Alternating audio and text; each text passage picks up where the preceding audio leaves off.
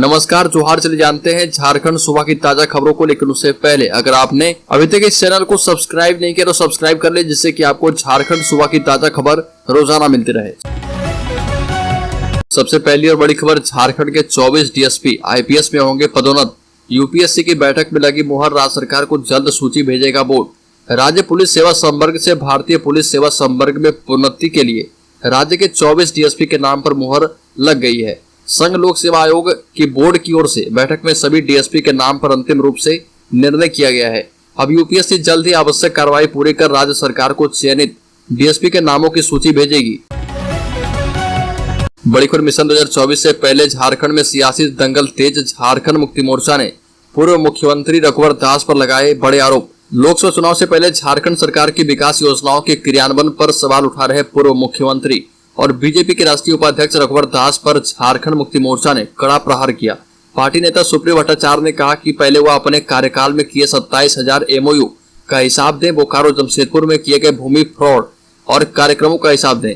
मणिपुर में जारी हिंसा पर तो कुछ बोले, जहां से आने वाले विदेश राज्य मंत्री राजेंद्र सिंह ने यहां तक कहा कि मणिपुर बढ़ चुका है, शासन का इकबाल खत्म हो चुका है, वहां सरकार को अपदस्थ कर तत्काल राष्ट्रपति शासन लागू करने की आवश्यकता है। बड़ी खबर, बाबूलाल मरांडी ने दी सीएम हेमंत सोरेन को सलाह, कहा कि नींद से जागिए।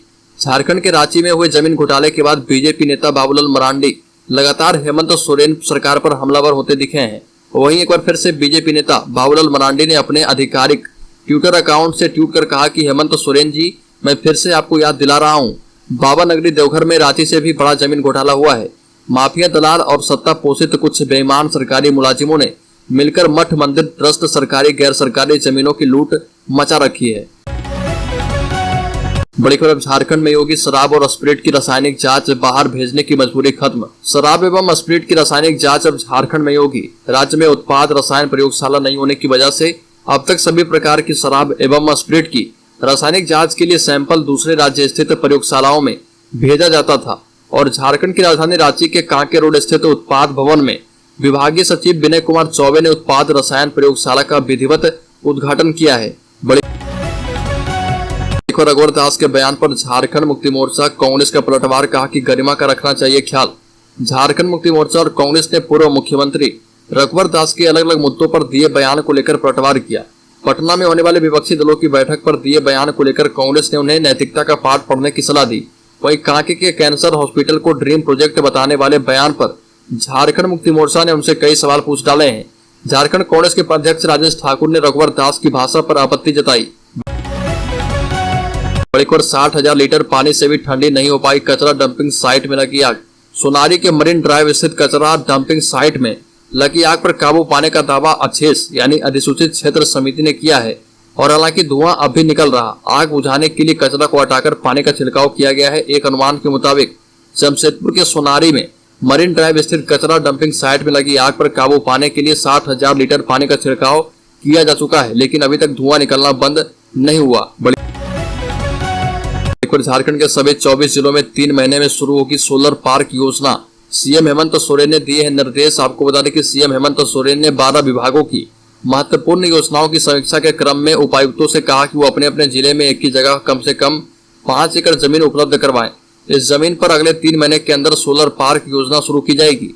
मुख्यमंत्री ने उपायुक्तों से सभी तरीके के सरकारी जमीनों का आइडेंटिफिकेशन करने के साथ वहां सरकार का बोर्ड लगाने का निर्देश दिया। मुख्यमंत्री ने कहा कि हरित ग्राम योजना का लक्ष्य पूरा करें। बड़ी खबर, चतरा में मुख्यमंत्री हेमंत सोरेन ने कहा कि भाजपा और आजसू ने राज्य को लूटा है। मुख्यमंत्री हेमंत सोरेन चतरा में करीब 377 करोड़ की योजनाओं का शिलान्यास एवं उद्घाटन किए। वहीं 2 करोड़ 81 लाख रुपए की परिसंपत्ति का वितरण किया। इस मौके पर मुख्यमंत्री ने कहा कि सरकार आपके द्वार जैसे कार्यक्रम फिर से शुरू किए जाएंगे ताकि सरकार और जनता के बीच जुड़ाव बना रहे। वहीं मुख्यमंत्री ने कहा कि भाजपा और आजसू लंबे समय तक राज्य में शासन करने वाली पार्टियां हैं। दोनों ही पार्टियों ने राज्य का विकास नहीं किया बल्कि इसे लूटा है। सरकारी जमीनों से कोयला एवं लोहा निकालकर जमकर लूटा गया है। बड़ी खबर, विधायक इरफान अंसारी का कटाक्ष, बीजेपी के पास नहीं है स्थानीय नेता, इसलिए छोड़ दें सरकार बनाने का सपना। जामताड़ा विधायक इरफान अंसारी ने भाजपा पर निशाना साधा और विधायक का कहना है कि बीजेपी प्रदेश में सरकार बनाने का सपना छोड़ दे क्योंकि इनके पास कोई स्थानीय नेता तक नहीं है। इसके अलावा भाजपा पर झारखंड की खनिज संपदा की लूट का आरोप लगाया। विधायक इरफान अंसारी ने भाजपा पर निशाना साधा और कहा कि भाजपा के पास स्थानीय नेता नहीं है। वहीं इरफान अंसारी ने एक बार फिर से बीजेपी को आड़े हाथों लिया और झारखंड में आने वाले विधानसभा चुनाव में गोड्डा से भाजपा सांसद निशिकांत दुबे को मुख्यमंत्री का चेहरा बताए जाने पर विधायक ने तीखी प्रतिक्रिया दी है। बड़ी खबर झारखंड बीजेपी प्रदेश अध्यक्ष दीपक प्रकाश का बड़ा खुलासा, कहा कि कार्यकाल से पहले ही गिर जाएगी हेमंत सरकार। बीजेपी के राष्ट्रीय अध्यक्ष जेपी नड्डा आगामी 22 जून 2023 को झारखंड आ रहे और इस मौके पर बीजेपी कार्यालय से राष्ट्रीय अध्यक्ष जेपी नड्डा के गिरिडीह कार्यक्रम की तारीख में परिवर्तन की भी सूचना है। झारखंड मुक्ति मोर्चा पर निशाना साधते हुए दीपक प्रकाश ने कहा कि जेएमएम की तुष्टीकरण की राजनीति ने राज्य को बर्बाद कर दिया है। बंगाल से भी ज्यादा अराजक स्थिति झारखंड की है। यहाँ बांग्लादेशी घुसपैठियों की संख्या बढ़ती जा रही है, लव जिहाद की घटनाएं बढ़ रही है, लेकिन वोट बैंक के लालच में झारखंड मुक्ति मोर्चा इस पर रोक लगाना नहीं चाहता। राज्य में अराजक स्थिति है, लोग भ्रष्टाचार मुक्त सरकार की संभावना तलाश रहे और अपना कार्यकाल पूरा करने के पूर्व ही यह सरकार खुद ही गिर जाएगी। बड़ी खबर, राज्य में एससी एसटी एवं ओबीसी का हर दूसरा छात्र आरक्षण के लाभ से वंचित। जमशेदपुर वर्कर्स कॉलेज से ग्रेजुएशन कर रहे विशाल कुमार अनुसूचित जाति से आते हैं। आर्थिक स्थिति ठीक नहीं होने के बावजूद उन्हें आज तक किसी प्रकार की छात्रवृत्ति नहीं मिली। कारण यह है कि उनके पास जाति प्रमाण पत्र नहीं है। विशाल की तरह शहर के हजारों छात्र हैं जो आरक्षण की सुविधा से वंचित हैं। आंकड़ों के मुताबिक टाटा लीच एरिया में रहने वाले एससी एसटी और ओबीसी के हर चौथे विद्यार्थी का जाति प्रमाण पत्र नहीं बन रहा, क्योंकि उनके पास 1950 के पहले का कोई दस्तावेज मौजूद नहीं है जिससे कि वो साबित कर पाए कि वो झारखंड के निवासी हैं। जिनके जाति प्रमाण पत्र नहीं बन रहे उनमें अधिकतर टाटा लीज एरिया में रहने वाले हैं। बड़ी खबर, राज्य में अंगीभूत कॉलेजों में इंटर की पढ़ाई शुरू कराने के लिए धरना। झारखंड के विश्वविद्यालय के अंतर्गत 62 डिग्री कॉलेजों में इंटरमीडिएट की पढ़ाई बंद किए जाने के बाद कोल्हान के 550 समेत राज्य के करीब 5000 शिक्षक एवं शिक्षकेतर कर्मचारी बेरोजगार हो गए हैं। वो 1 महीने से इंटरमीडिएट की पढ़ाई शुरू करने को लेकर आंदोलन कर रहे इंटर कॉलेजों के शिक्षकों और कर्मचारियों ने झारखंड इंटरमीडिएट अंगीभूत कॉलेज शिक्षक एवं कर्मचारी मोर्चा और इंटरमीडिएट शिक्षक संघ के बैनर तले राजभवन के समक्ष धरना दिया। बड़ी खबर, राज्य के जामताड़ा जिले में 30 फीट गहरे गड्ढे में फंसे 2 मजदूर। मनरेगा के तहत कुआं निर्माण के दौरान हुआ हादसा। मनरेगा के तहत कुएं की 4 दीवारी बनाते हुए बड़ा हादसा हुआ।